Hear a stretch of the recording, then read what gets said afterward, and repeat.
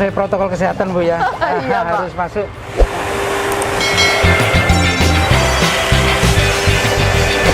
Inilah pentingnya kesehatan Bu.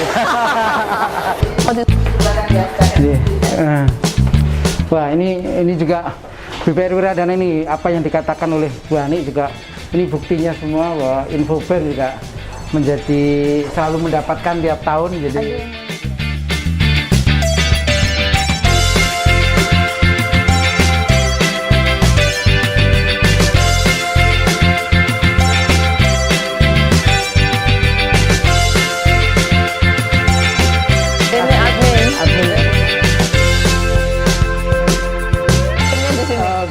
Tapi sekarang udah ganti nih. Nah, inilah dulu tempatnya Apex itu tempatnya Apex waktu dilahirkan dulu untuk banyak meeting, sering meeting di sini dulu. Lebih ini, jadi bayangin untuk Bu Ani itu pengorbanannya yang tadi disampaikan material dan imaterial tempatnya udah disediain sendiri nih untuk Apex ini gitu. Dulu itu gitu.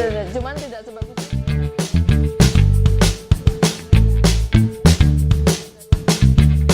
Servernya ini otaknya BPR itu ya di server ini. Iya. Server otaknya BPR di server. Core banking system itu sangat diperlukan teman-teman BPR karena apa? Karena ya itulah otaknya ini apa namanya otaknya BPR. Di samping itu ya nanti pengembangan harusnya dimulai dari sini lah, dari ini makanya ya bukan otaknya saja tapi untuk mempermudah pekerjaan dan lain sebagainya. Biar bisa. Sekarang kita lanjutkan tadi bahwa terberhenti tadi udah lihat BPR Wiradana sebagai cikal bakalnya dulu terbentuknya Apex. Kita lihat suasananya dari mulai protokol kesehatan, dari mulai ruang kerjanya, dan sekarang kita di ruangnya Ibu Ani Lestari tadi. Nah kita lanjutkan. Tadi kan udah disampaikan Bu bahwa untuk Apex tadi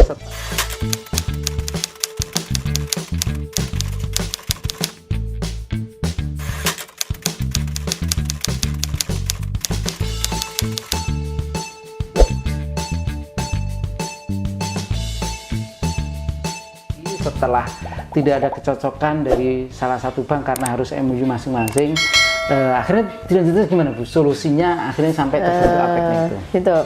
Jadi setelah tidak ada kesepakatan, akhirnya kita sepakati dari DPD Jawa Timur itu akhirnya diputuskan untuk BPR aja jadi lembaga Apexnya, gitu. Nah. Pilih-pilih akhirnya pada waktu rapat milih terus akhirnya diputuskan di Wiradana. Pada waktu itu untuk pooling fund-nya itu ada deposito 30 juta per BPR. Ya, per BPR. Ya. Pertama ada 32, terus berkembang sampai pada waktu sebelum pindah ke Bank Jatim itu 50 lebih 50 BPR anggota. 5 kali 3 udah 1,5 M. Iya, ditambahin lagi dari Wiradana. Dari Wiradana jadi ada 3M lah waktu itu. Seperti itu. Baru 50 cuman sih, tapi maksimal banget. Iya. Waktu itu ya masih kursnya masih ini gitu ya masih. Tapi maksimal banget itu prosesnya. Saling baik gotong royongnya kelihatan banget. Jadi kayak mereka misalnya saja pada waktu mismatch gitu nggak lari kemana-mana, ya udah ke Apex. Dan prosesnya pada kalau Pangki ngajukan gitu biasanya kita udah saling telepon ke komitenya. Sore transfer. Siang udah. Kalau sore dia butuhnya menginformasikan, pagi udah selesai gitu. Sesimpel itu dulu karena memang BPR karena kan sendiri. Masalahnya kepentingannya kita sama-sama udah tahu bahwa memahami kepentingan anggota. Itu yang menjadikan ini. Nah, kita terus habis itu untuk bisa lebih bagus kita dari dana yang kita punya itu tadi kita sudah banding ke Bali. Tapi waktu itu Bali udah ada Apex. Ada waktu itu Apex dengan Bank Andara pada waktu itu. Waktu itu di Bali dengan inisiasi Bank Andara. Andara dulu akuisisinya melalui salah satu bank di Bali Bu ya, kalau nggak salah. Iya betul di Andara. Kenapa waktu itu Andara jalan? Karena memang Andara kan visi misinya beda dengan bank-bank yang lain. Dia kan memang hanya fokus untuk pembiayaan kepada LKM.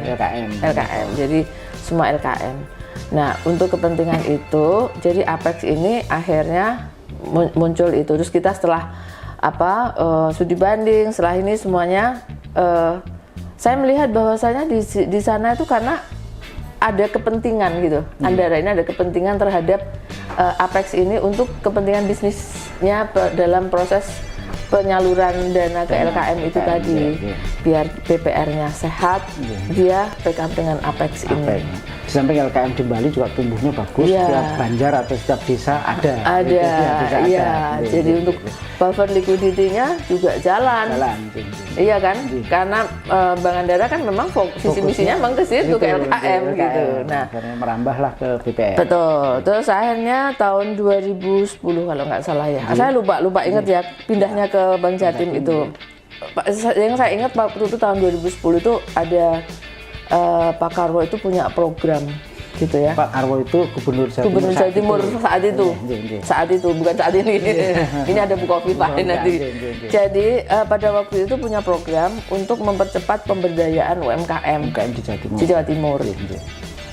Nah, program ini tentunya karena UMKM ini adalah segmen marketnya BPR, akan lebih efektif kalau itu digandengkan dengan BPR. Nah, dikawinkan. Akhirnya Pak Karwo itu membuat ada tiga hal yang menjadi yang dikolaborasikan itu linkage program, Apex dan Jamkrida. Gitu. Jadi itu waktu itu juga baru dibentuk. Nah, itu tujuannya adalah seperti itu. Nah, akhirnya karena ada linkage-nya itu kan untuk mempercepat pemberdayaan itu kan harus ada linkage-nya ya, agar BPR ini mampu untuk lebih banyak menyalurkan kreditnya kepada UMKM masyarakat gitu ya. Nah, untuk mempercepat itu diharapkan ada linkage program pada waktu itu. Pada waktu pembicaraan itu sampai saya lihat kalau misalnya itu memang bisa bagus dan suku bunganya memang menarik. Pada waktu itu saya masih berhitung, ingat saya pada waktu itu sama Bank Indonesia itu ada sekitar 400 miliaran lah yang BPR ini yang sudah link dengan linkage program dengan bank umum lain. Bank umum lain. Nah, diharapkan dengan adanya ini nanti sudah masuk ke Bank Jatim semua gitu kan. Harapannya dulu waktu itu begitu. Nah, terus kemudian agar nanti itu Bank Jatim itu pada waktu memberikan kredit linkage ini dengan BPR itu aman. Tentunya Bapak tahu Bank BPR ini selama likuiditasnya terjaga dan NPL-nya terjaga, saya rasa masih bisa bernafas gitu ya. Nah, diharapkan dari Bank Jatim ini nanti itu Apex ini bisa pindah ke Bank Jatim gitu. Harapannya agar nanti Bank Jatim bisa lebih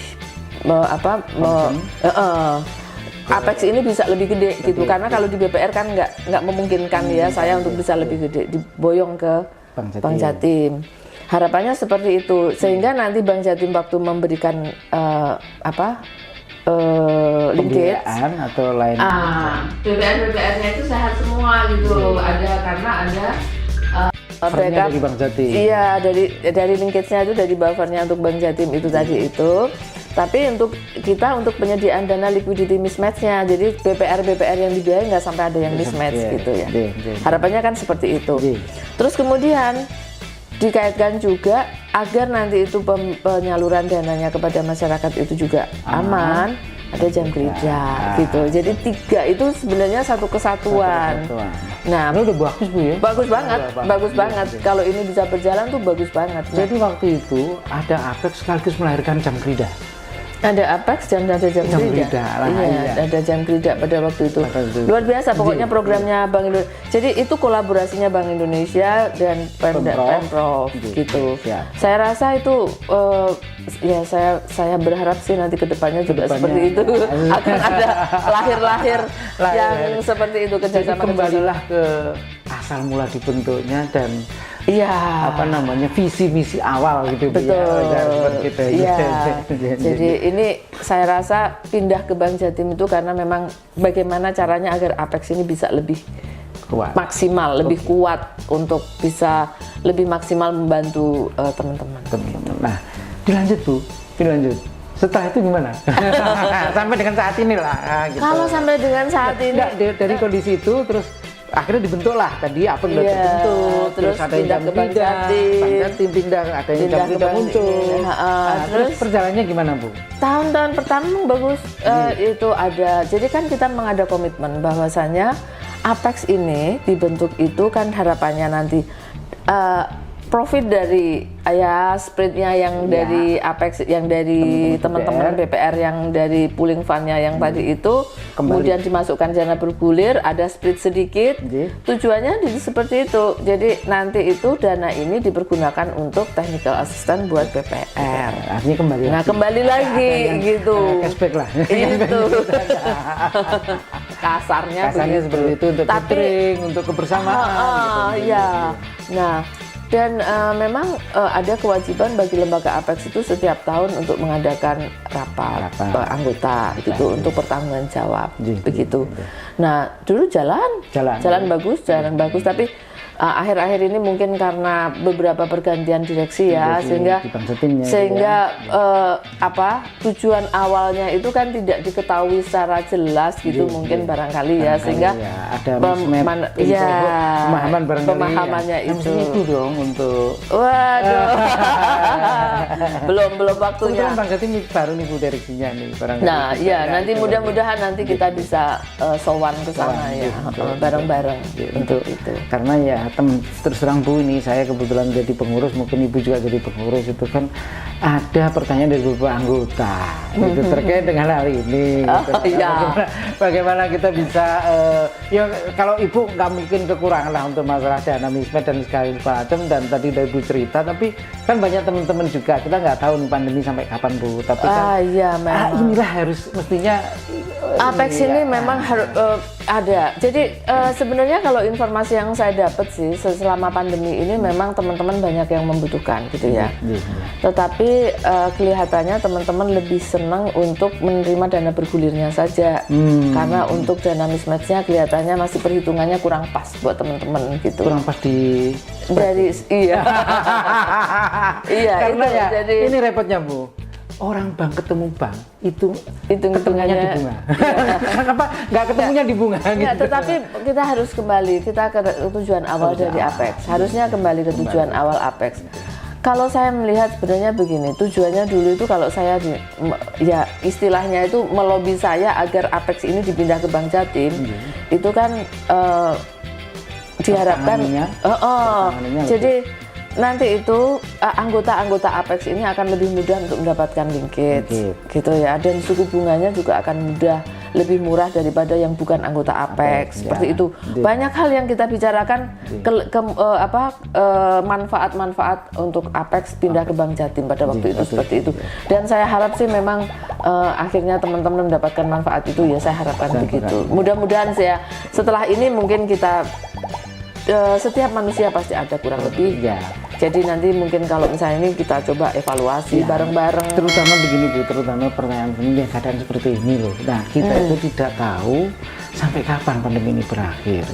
Nah ya kalau misalnya taruhlah sudah ketemu vaksinnya gitu Bu ya, tapi kan untuk bangkit lagi ibaratnya gitu, rebound gitu kan ya perlu disuntik gitu. Kalau nggak disuntik Bu, ya bangunnya itu kelutur-kelutur gitu. Kalau disuntik itu langsung grendel kali lah gitu. Jadi begini, kalau saya gini Mbak Pandi ya, pandemi ini sebenarnya, kalau menurut saya memang berbeda dengan krisis sebelumnya. Krisis 2008, kalau 1998 itu saya masih ingat betul, itu corporate yang jatuh. Tapi kita BPRU eksis banget. Jadi saya waktu itu, makanya akhirnya muncullah unit-unit mikro itu, karena sudah bisa dibuktikan bahwa pengusaha UMKM ini lebih kuat, lebih tahan. Tapi pada waktu kena krisis pandemi ini, dari yang paling bawah sampai yang paling atas udah kena semua. Nah, makanya Bu, dengan normal ini kalau nggak disuntik lagi. Betul. Nah, sekarang ini kita harus paham bahwa mayoritas dari penduduk Indonesia ini adalah pengusaha UMKM. Dan ini adalah menjadi tugas dan kewajiban BPR untuk bisa memulihkan kembali. Nah, untuk itu sebenarnya saya harapkan juga dari komitmen awal, jadi dari linkage programnya, nggak tahu ada dana-dana yang lain, itu segera mungkin barangkali bisa dibicarakan, didiskusikan dengan PPR, agar PPR ini bisa melakukan percepatan, membantu percepatan pemulihan perekonomian. Ini buat Jawa Timur juga. Iya, betul. Saya sih berharap seperti itu, secepatnya untuk bisa didiskusikan kembali dengan asosiasi mungkin kalau memang ada kendala gitu ya. Itu sih sebenarnya Pak Alfandi, kalau menurut saya proses ini memang benar-benar Apex ini memang benar-benar dibutuhkan, dan kerjasama sinergi untuk linkage Apex ini memang sangat dibutuhkan di saat pandemi ini. Apalagi kalau kita kawinkan dengan PEN, Bu ya, pemulihan ekonomi nasional. Itu akan dari pusat pun kan jadi dorong untuk ini. Nah, kita ya harapan satu-satunya ya mungkin ya leader yang di regional, bank di regional gitu, Bu ya, mungkin. Betul. Gitu ya. itu yang apa namanya yang bisa kita harus sangat. Ini menurut saya juga sama, saya sependapat sih Pak. Mudah-mudahan itu bisa terrealisir segera. Oke. Kita lanjut, Bu ya. Kita sebagai pengurus nih, Bu ya, jelek-jelek di pengurus Perparindo, kita sebenarnya sebelum pandemi awal-awal mulai, kita sudah terutama Ibu berinisiatif sekali dengan kita namakan aplikasi ya kan, zamannya aplikasi. Ibu ingat betul waktu dikala mulai pandemi, Ibu udah memikirkan, yaitu Ibu menciptakan namanya aplikasi adalah Perbarindo Jatim Akses. Itu sudah kita create, Ibu sudah bersusah payah mungkin menggerakkan tim IT yang di intern Wiradana ini untuk meng-create sebuah aplikasi yang menurut kami ya cukup bisa untuk bisa menjadi place market lah waktu itu. Sudah kita sosialisasi, terus sudah kita sounding juga. Tapi ya ini bagaimana perkembangannya bagaimana perkembangannya gitu ya. Nah, ini sebenarnya kalau saya amati itu sudah ada hampir 200 yang sudah mengakses sebenarnya, tetapi yang memenuhi kewajibannya jadi gini, sudah masuk. Di Jatim kira-kira ada 350-an. Ya. Nanti kan. Ya, oke. Oke. Jadi lanjut. Jadi kita lanjut. Di Jawa Timur tadi kira-kira anggota Perbarindo itu kira-kira 350 anggota, tapi yang tadi udah mengakses itu sudah 200. Itu saya rasa cukup bagus. Tapi gimana berlanjutannya? Tapi yang melakukan, yang sudah memenuhi kewajiban untuk, kan tujuannya begini, kita ngomong dulu tentang Jatim Akses. Kenapa sih dulu itu saya punya inisiatif seperti itu? Kita tahu kalau di BPR kita sebagai di operasional gitu ya. Bagaimana sih ribetnya, karena ada ya terkait sama tadi itu liquidity mismatch tadi itu ya. Bagaimana sih susahnya kalau kita lagi idle, nelponin dulu teman-teman yang butuh. Kalau kita lagi kurang, telepon kemana-mana. Itu spot jantungnya juga sudah. Kalau yang kurang gitu, yang lebih sih masih santai-santai gitu ya. Pengalaman saya tuh kan sering kali saya tuh, Mbak ada, kalau udah dana bisa enggak dan sebagainya. Nah, kalau misalnya ngapain sih kita buat simple aja dalam situasi seperti ini, akhirnya saya punya pemikiran Perbarindo aplikasi itu, Perbarindo Jatim Akses itu kita namain bareng-bareng pada waktu itu ya. Akhirnya saya sampaikan ke pengurus dan pengurus setuju pada waktu itu seperti itu. Nah, harapan saya, tujuan saya adalah waktu itu untuk mempermudah teman-teman untuk melakukan apabila sewaktu-waktu membutuhkan dana dan atau mungkin mereka lebih kelebihan dana untuk penempatannya. Nggak perlu lagi cari-cari, cukup aja masuk ke aplikasi, lihat siapa yang butuh, siapa yang lagi idle gitu. Pada waktu itu, pasarnya tempatnya di situ. Dan juga dulu waktu itu kita kan juga pernah punya pemikiran untuk barangkali akan ada sindikasi juga bisa. Nah, tetapi mungkin karena pada waktu itu saya sosialisasinya karena kan pandemi ya, nggak bisa sosialisasi maksimal. Face to face. Iya. Sehingga masih belum bisa dimanfaatkan sama teman-teman, tapi ada kemarin itu sekitar 14 PPR yang rutin aktif untuk mengisi laporan bulanan.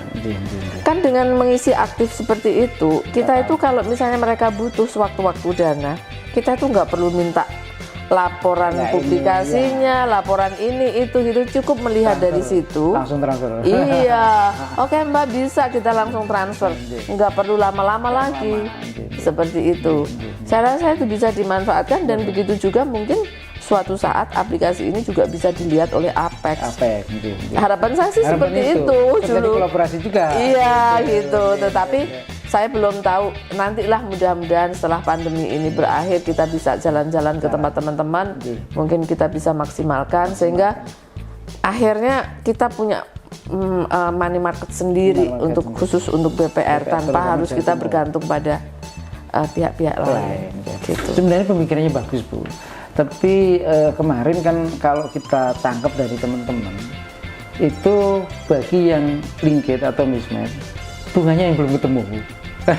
Kalau yang di yang di sana, yang di Apex. Ya memang untuk itu makanya akhirnya teman-teman kan lebih kalau membutuhkan dana lebih ke langsung sesama ke teman-teman Nah, itu. Bagaimana Bu pandangan Ibu atau barangkali bagian dari solusi pandangan teman-teman yang seperti itu atau kita perlu perlu brainstorming dengan beberapa BPR lagi atau seperti apa itu agar ya ini ada gunanya dan inilah itu bagaimana pandangan Ibu? Ya memang harus nyari titik temu Pak. Ya, monggo. Karena ini kita tuh belum selama pandemi. Tapi kalau saya lihat sih pada saat pandemi sekarang ini memang teman-teman udah maksimal. Tapi teman-teman udah maksimal kok memanfaatkan Apex. Sudah. Dana bergulirnya itu sudah benar-benar dimanfaatkan. Tetapi saya belum tahu persis ya.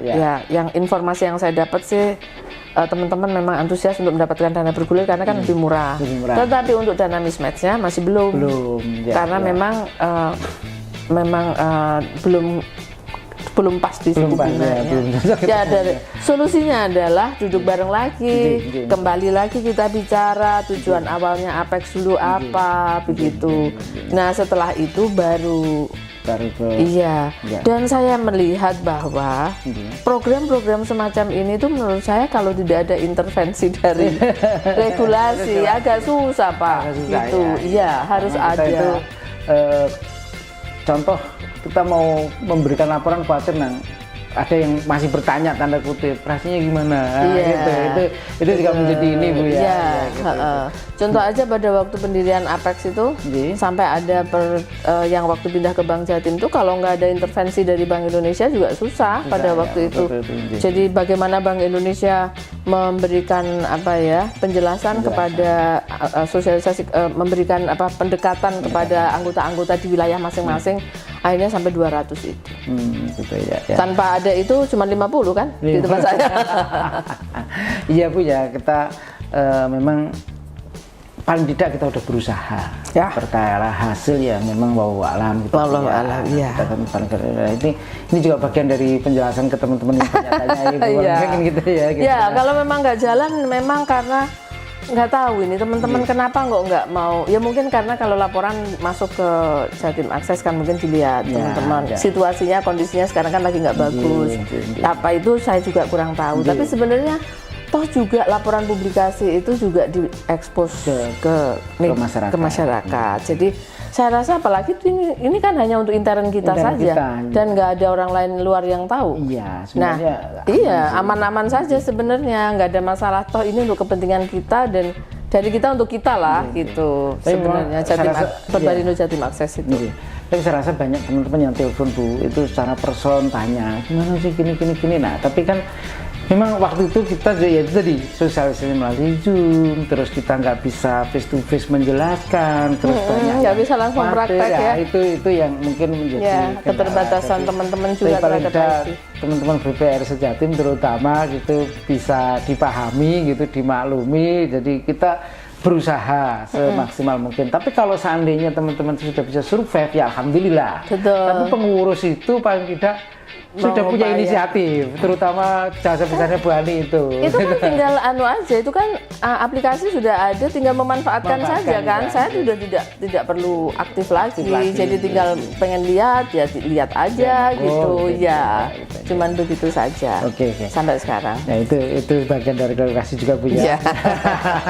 Enggak Bu, kita lanjut ini mungkin Ibu nanti juga mengganggu banyak waktu pekerjaannya.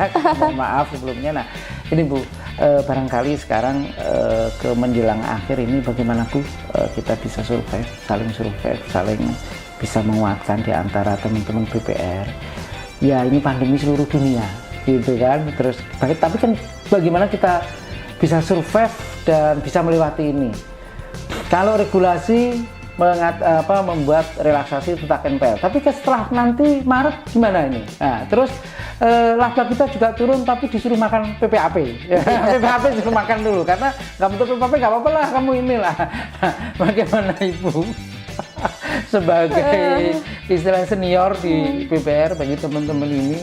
Ya masa iya kita merestrak kan otomatis jarang nggak masuk ini duit nih kan masuk nih. Terus yang kedua direlaksasi betul PP kita suruh makan PPAP nih.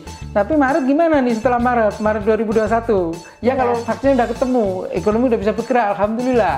Tapi kalau belum gimana? Nah ini sebagai closing statement juga gitu kan. Silakan Ibu. Nah, gini Pak, kalau menurut saya ini ke depan ini biar tetap bisa eksis. Ini dari beberapa pengalaman pada waktu awal pandemi sampai dengan sekarang ya. Proses kondisi perekonomian ini seperti sekarang ini khususnya yang dibawa ya maksud saya ini saya berbicara tentang BPR loh ya, tetapi saran untuk ke eksternal saya tidak ya. Tetapi untuk ke BPR ini sebenarnya kita itu kemarin itu bermasalah ini kan karena kadang statement dan sebagainya ya. Saya tuh berharap pertama kalau misalnya ke depannya ini agar kita bisa tetap eksis tentunya dari internal kita sendiri yang kita harus jaga. Tetapi dari eksternal tuh ada beberapa harapan sih saya sebenarnya. Harapan saya adalah yang pertama itu seperti yang saya sampaikan bahwa BPR masyarakat Indonesia itu adalah mayoritas adalah di UMKM dan BPR yang di Indonesia ada 1.600-an lebih nah 1.000-an lebih 1.600-an itu adalah bagian dari itu. Jadi ya karena semua nasabahnya adalah di situ. Kalau misalnya ada program-program pemerintah dan sebagainya, itu kalau misalnya pemulihan perekonomian ini bisa lebih dipercepat, itu saya rasa kerjasama libatkanlah BPR. Ya. Kolaborasi dengan BPR itu saya rasa lebih tepat. Kita tuh yang lebih tahu bagaimana kondisinya. Demikian juga dengan regulasi-regulasi yang ada. Kita tahu bahwa sekarang ini lagi marak pinjaman online dan sebagainya. Nah, kalau dalam kondisi yang seperti itu juga sama. Saya tuh nggak pernah khawatir tuh. Kenapa? Karena saya tuh udah sekian lama itu tahu persis bagaimana culture masyarakat di pedesaan gitu ya. Karena UMKM itu butuh sentuhan, Bu. Betul. Bukan tutulan. Betul. Itu masih sentuhan hati. Masih mungkin masih sekian tahun lagi itu masih. Dan ini mereka kedekatan ini yang masih kita jaga. Dan saya bisa membuktikan meskipun lagi rame-rame online pinjaman online, itu kita tetap nggak ada pengaruh tuh gitu ya. Ini juga gitu loh. Jadi ya semua pihak harus bisa berlapang dada untuk turun ya, untuk berpikir bersama bagaimana caranya agar semua pihak ini bisa terselamatkan. Ya UMKM-nya bisa pulih, usahanya bisa pulih, cepat pulih, BPR-nya tetap sehat. Itu yang diharapkan. Jadi semua pihak memang harus. Dan satu lagi yang saya harapkan adalah gini. Habis ini ada pilkada. Nah, saya tidak berharap, yang saya harapkan adalah tidak ada klaster baru dari pilkada. Karena saya tidak bisa membayangkan kalau ada PSBB lagi. Kita dikurung lagi gitu Bu ya. Habis BPR akan akan goyang lagi pasti. Ini udah mulai tumbuh bagus ya. Kalau misalnya ada nah ini saya harapannya ya ada PSBB pasti akan ini. Nah, ada lagi yang lebih penting adalah biasanya di dalam pilkada itu kan biasanya ada statement-statement yang membuat menjanjikan atau mungkin memberikan harapan-harapan kepada masyarakat. Jangan sampai statement itu yang mengakibatkan ada efek yang menjadikan BPR ini jadi bermasalah kembali. Seperti dulu pada waktu ada statement, karena tidak semua orang bisa memahami, bukan hanya memahami statement itu, bahwa mereka melihat sepotong aja. Seperti contoh misalnya saja libur angsuran gitu. Nah, itu kan mereka tidak berpikir bahwa terus kita mau makan gimana, makan apa. Kita ada karyawan, kita harus bayar deposito, bayar tabungan, terus di stop, tabungannya kita stop juga, depositonya kita stop juga, gitu. Nah mungkin kan juga, nah itu yang menyebabkan. Nah saya berharap mudah-mudahan pilkada ke depan ini nanti itu tidak akan ada statement-statement yang wise lah. Lebih wise untuk menyampaikan sesuatu yang sekiranya bisa sesuai dengan kondisi masyarakat yang mudah ditangkap oleh masyarakat dan tidak menimbulkan persepsi macam-macam. Itu saja saya rasa. Terima kasih Bu Ani. Dari mulai tadi perjalanan dari rumah sampai ke kantor dan sudah banyak inspirasi bagi kami, terutama insan-insan BPR. Bu Ani bagaimana ini. Nah, saya merasakan terima kasih sekali, barangkali bisa di-share nanti di YouTube, bisa menjadi inspirasi dari teman-teman sekalian. Dan kalau misalnya ada apa hal bisa komen, bisa komentar, barangkali bisa menjadi inspirasi untuk peliputan selanjutnya atau hal-hal yang lain.